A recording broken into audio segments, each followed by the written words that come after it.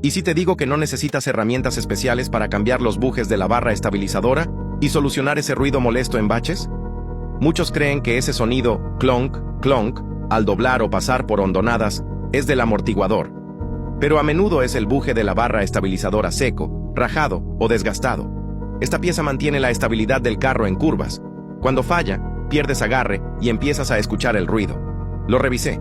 Levanté el auto, aflojé las tuercas, saqué los brazos y cambié las gomas sin prensa ni herramientas costosas. Con unas llaves comunes y piezas nuevas, en menos de 30 minutos eliminé el ruido y recuperé un manejo firme. No siempre hay que gastar de más. A veces, solo hace falta saber qué revisar y cómo hacerlo bien. Si quieres aprender estos detalles como un profesional, comenta Mecánica. Sígueme y entra al link de mi biografía para más información del curso de técnico mecánico automotriz.